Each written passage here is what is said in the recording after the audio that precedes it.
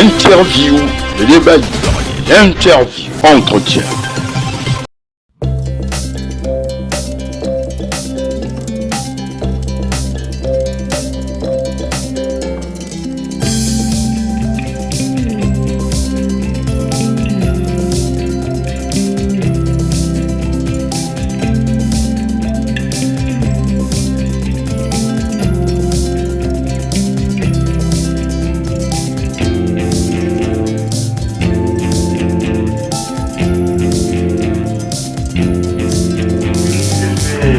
Kwame Jean-Vincent, à l'état civil. Alors, je suis connu dans le monde estudiantin et universitaire sous le sobriquet du National Pacifique. Voilà. Je suis l'ex-secrétaire général national de l'Union nationale estudiantine scolaire de Côte d'Ivoire, en abrégé UNESI. Étudiant, j'ai obtenu un master en philosophie. Voilà. Présentement, je suis inscrit en licence de communication à l'université Fessou-Boigny de Cocody. Oui, vous savez, NL Pacifique, NL c'est l'abréviation de national.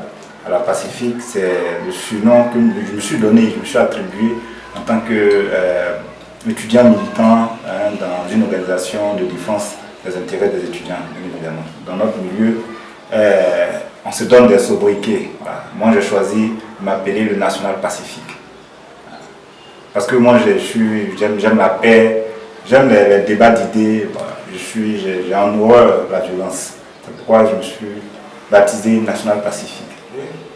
Vraiment, tout est parti du lycée. Voilà. Tout est parti du lycée où j'étais membre du conseil scolaire, voilà, le lycée moderne de Jean Laou, où je suis né.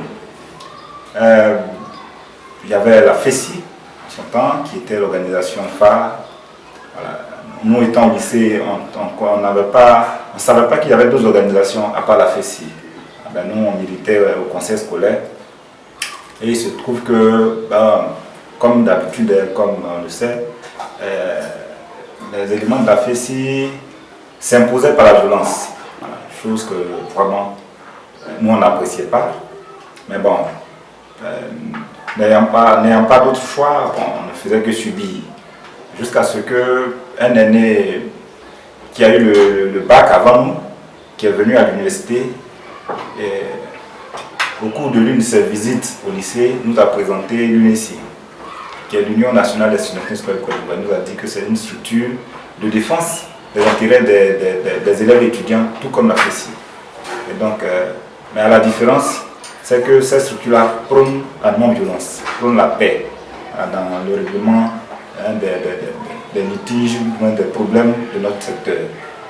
Donc, on a saisi cette opportunité, voilà, pour faire nos premiers pas dans le monde du syndicalisme estudiantin. Bon, comme on le dit par abus, on parle de syndicalisme, mais dans nos premiers pas au niveau des associations d'étudiants qui défendent les intérêts de ces derniers. Et donc là-bas, j'ai été successivement membre du bureau de la coordination. J'étais d'abord secrétaire chargé au sport et à la culture. Ça, c'était mon premier poste quand je suis rentré. Voilà, c'était mon premier poste. Ah oui. Après quoi, l'année qui a suivi, voilà, j'ai été nommé coordinateur du département des Grands Laou. Voilà, ça, c'était en 2009-2010. Donc, j'ai obtenu le bac en 2012. Quand je suis arrivé à l'université, lors de la réouverture des universités, soit de l'université, voilà, vraiment j'ai pris 2-3 années pour observer, ce qui allait advenir des structures à caractère syndical, parce qu'après la crise, c'était difficile. Voilà. Et bon, on a tous constaté que l'absence des structures syndicales a favorisé certains abus de nos espaces, notamment au niveau de l'administration, de l'administration universitaire et autres. On a constaté que les abus commençaient à renaître. Donc, nous sommes réorganisés pour porter à nouveau la lutte. Moi, c'est en 2016, précisément en 2016, que beaucoup d'une assemblée générale de réunification. Il faut le rappeler, l'UNESI après la crise, juste après la crise, a connu elle aussi sa crise. Voilà.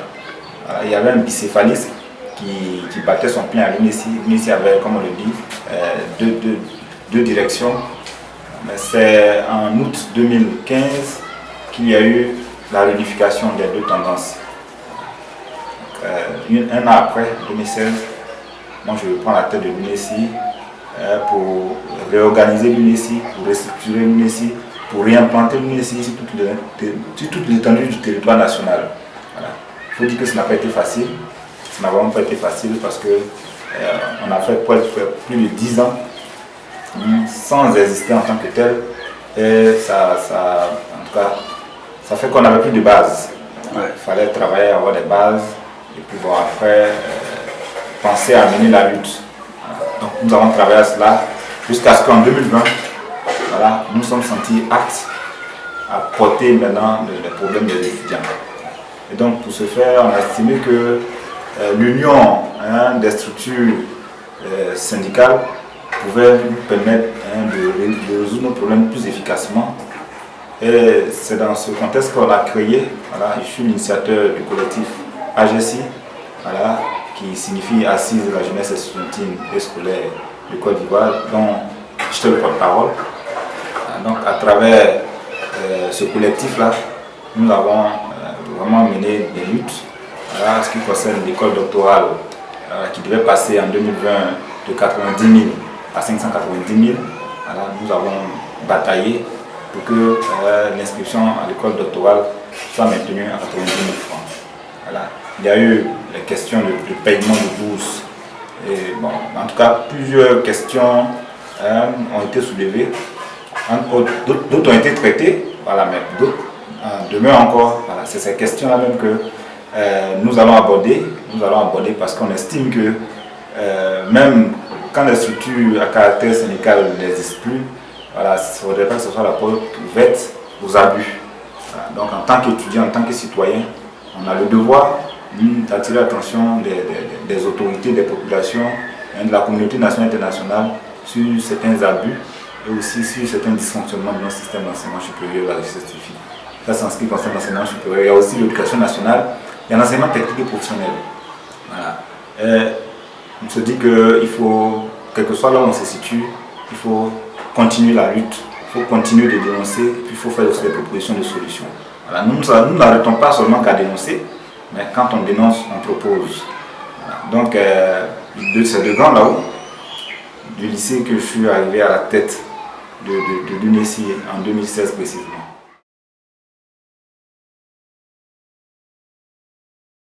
Oui, comme je l'ai dit, la nouvelle génération de responsables d'organisation, nous avons tous opté pour un travail en synergie. Donc ce que l'UNESI appellerait sa victoire, la FESI dira que c'est sa victoire, ainsi de suite. Mais je dirais plutôt ce que nous avons gagné ensemble, les structures, ensemble on gagné comme lutte. Voilà. Il y a la question des COGES qui ont été, parce que avant 2020, voilà, nos parents, quand ils allaient inscrire leurs élèves, ils payaient encore des frais supplémentaires. Mais avec les différents luttes qui ont été menées, nous avons été témoins, nous avons été acteurs de ces luttes-là. Et en 2020, le président de la République a pris un décret pour mettre fin aux cotisations exceptionnelles que le COGES organisait. Je vous ai dit tantôt, il y a eu la question de l'école doctorale, voilà, qui devait passer de 90 000 à 590 000. Là encore, c'est grâce à nos différentes luttes. Voilà, je me souviens comme c'était hier, nous avons été au plateau, fait un sitting.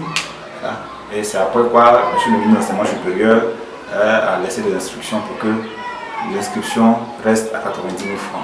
Voilà, il y a des questions de bourse, des bourses non payées.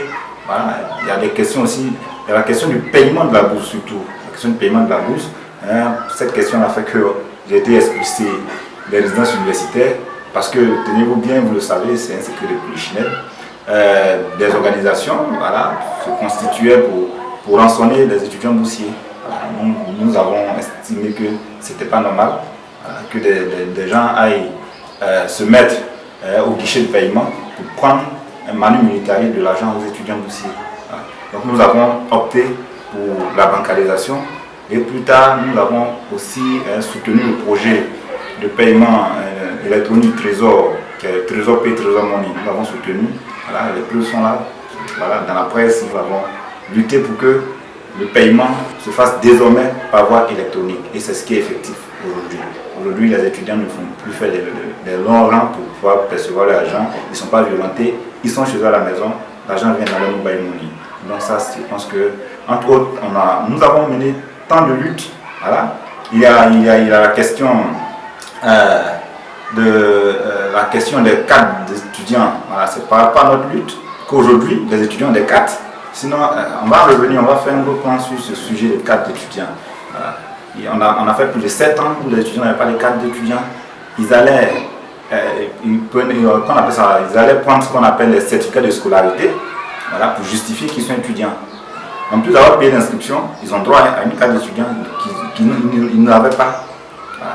Mais on sait dans quelles conditions aussi nos scolarités travaillent et dans quelles conditions on délivre les certificats de scolarité. C'est moyennant généralement de l'argent. Voilà.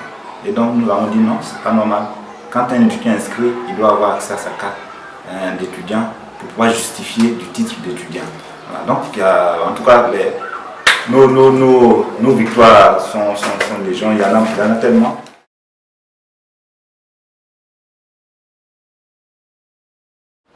Bon, moi, personnellement, j'ai un sentiment de satisfaction, hein, puisque je pense avoir mené le combat, en tout cas la mission que les étudiants m'ont confiée, je pense l'avoir menée. Voilà. En tout cas, je regrette en aucun moment le combat que j'ai mené, et donc je ne peux qu'être fier. La fameuse décision. Oui. Non, mais vous avez dans la presse, vous avez connu ma position sur cette question. Voilà, j'estime, et je le dis aujourd'hui encore, c'est une violation flagrante d'abord de la Constitution et puis des droits de l'homme. Voilà, on ne peut pas, dans un pays qui aspire au développement, on ne peut pas suspendre, même dissoudre des organisations d'étudiants. Voilà, c'est la crème pensante. Comment on peut autoriser les apprentis bac à s'organiser, à défendre leurs droits et puis dire aux étudiants, bon, vous n'avez pas ce droit-là. C'est pas normal dans un pays qui veut avancer. Donc c'est une décision qui pour moi est une violation de nos droits. Et même bon, nous la subissons malheureusement, mais nous n'avons pas baissé les bras parce que il faut lutter, même si c'est plus avec nous, ces acteurs-là, il faut lutter à ce que la lutte renaisse dans nos universités pour vraiment protéger nos camarades étudiants et puis également protéger ce que je pourrais appeler qu'on appelle ça, les ressources du contribuable. Parce que quand il n'y a aucune structure pour interpeller les autorités, il y a tellement d'abus, il y a des détournements, il y a de l'extorsion de fonds, on extorque de l'argent des étudiants, ce n'est pas justifié. Voilà, des gens se permettent de collecter de l'argent sans dériver de reçus, sans rendre compte au trésor, mais bon, il fallait que les structures soient là pour dire que trop c'est trop. Voilà. Sans la structure, voilà, les gens vont s'enrichir illicitement.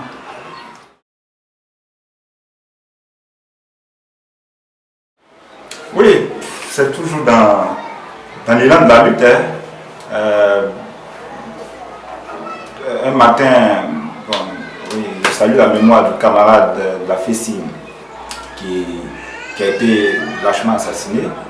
Voilà, nous l'avons appris, nous étions tous choqués par cet événement tragique, quand en même temps on nous informe, voilà, il y a un arrêté interministériel qui nous informe que les activités de toutes les structures qui défendent l'intérêt des étudiants sont suspendues.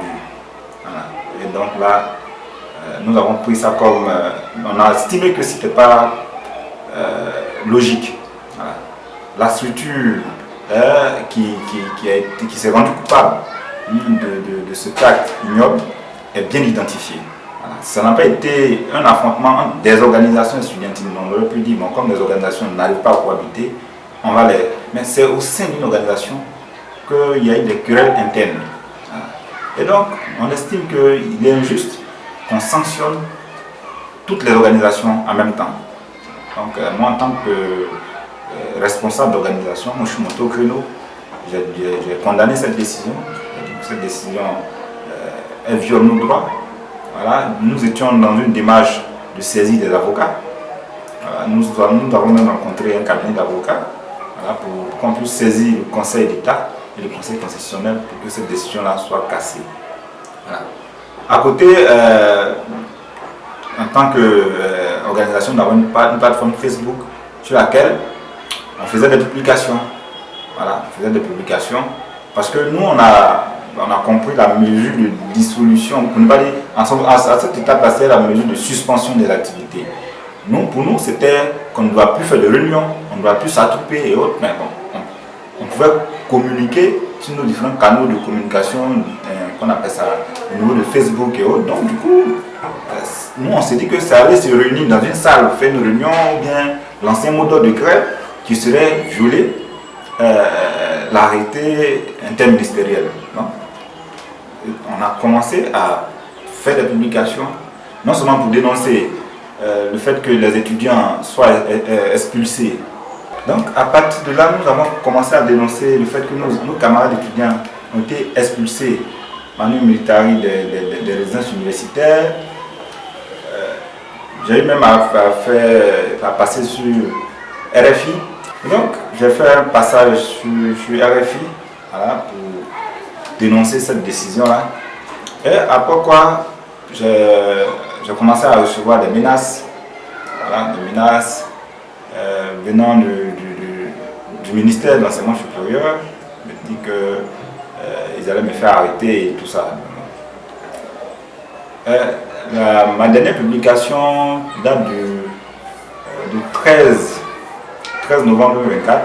Voilà, après avoir reçu ces menaces, je n'ai plus fait de publication. Les menaces ne pouvaient pas me faire reculer, ça c'est sûr. Donc, ça c'était le 13 novembre 2024. Après quoi, le 20 novembre, c'était un mercredi, je me souviens comme c'était hier, c'était un mercredi. Et aux environs de 14h30 par là, des gens en tenue, ils étaient en civil, c'était deux qui sont venus chez moi à la maison. Ils sont arrivés chez moi à la maison. D'abord, quand ils sont arrivés, ils sont passés par ma compagne. Voilà, ils sont passés par ma compagne. Les propos que j'ai tenus, c'est des dénonciations. J'ai estimé qu'il y a eu détournement. Voilà. Et les preuves sont là. Il y a eu détournement. J'ai estimé qu'on oriente des étudiants pour aller faire des diplômes non homologués. Après, ils ont des difficultés pour passer le concours. Les preuves sont là. On a même porté plainte en 2021 contre le ministère. Et cette plainte est restée sans suite. On a démontré que non seulement il n'y avait pas outrage, et puis il n'y avait pas reconstitution illégale de l'association dissoute. Donc, après la plaidoirie de mes avocats, ils ont donné encore la parole au procureur. Quand ils ont donné la parole au procureur, le procureur a demandé à ce qu'on me reconnaisse coupable des deux chefs d'accusation et qu'on me condamne à 6 mois d'emprisonnement ferme et à payer 5 millions d'amendes à l'État de Côte d'Ivoire, c'est le trésor public. Quand les juges ont délibéré, voilà, ils ont accédé pratiquement à la demande du procureur, mais sauf que j'ai été innocenté pour le fait de reconstitution illégale d'association dissoute. Voilà. Donc le verdict dit ceci: je suis non coupable pour le fait de reconstitution illégale d'association dissoute, mais on me reconnaît coupable pour le fait d'outrage à l'autorité. Et donc du coup, les juges m'ont condamné à 6 mois d'emprisonnement ferme et à payer 5 millions d'amende à l'État. Donc, mais il faut dire qu'en temps, je savais que ce procès-là, je ne pouvais pas le gagner parce que l'autorité en face n'a pas supporté de perdre. Et s'il perdait ce procès, il devait aller justifier, qu'on appelle ça, les accusations portées contre lui, des détournements et autres. Voilà. Donc il fallait me faire taire à tout le coup. Il fallait que je ne parle plus. Donc je savais à un moment donné qu'ils allaient me condamner. Mais ça a combien d'années ou bien combien de mois, je ne savais pas. Voilà. Donc je savais, avec les différents reports, c'est-à-dire qu'on cherchait, sinon on cherchait tout pour me condamner. Donc à un moment donné, je savais qu'il allait être condamné. Donc ce qui fait que ma condamnation, en tout cas j'ai vécu ce moment-là, comme il a dit, j'avais aucun regret. Voilà. Je me suis dit que voilà, c'est le prix à payer pour la lutte. Puis je suis allé, voilà, en pèlerinage, ou bien je suis allé puger cette peine-là au nom des étudiants de Côte d'Ivoire, parce que vraiment, il ne fallait pas se taire et puis laisser les choses se faire. Voilà. Donc moi, je suis allé en prison avec la conscience tranquille. Voilà. Je ne regrette absolument rien de ce que j'ai posé comme acte, parce que je n'ai offensé personne, sinon que j'ai dénoncé des magouilles, des détournements, des pratiques frauduleuses que j'ai dénoncées. Voilà. Si pour ça, on me jette en prison. Voilà. Aujourd'hui encore, si on me demande de fournir les preuves de ce que je dis, je pourrais les fournir. On aura l'occasion de poursuivre. Voilà. Les détournements sont avérés.